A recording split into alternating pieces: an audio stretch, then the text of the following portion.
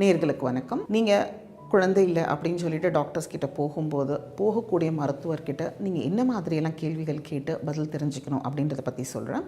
முதல்ல என்ன காரணத்தினால உங்களால் குழந்தை தக்க வைக்க முடியல அப்படின்றத முதல்ல கேட்டு தெரிஞ்சுக்கோங்க. ஏன்னா நிறைய பேர் பல வருடங்கள் திருமணமாகி எங்ககிட்ட வரும்போது எதனால் நீங்கள் கன்சீவ் ஆகலைன்னு கேட்டால் அதுக்கே அவங்கக்கிட்ட பதில் இல்லை.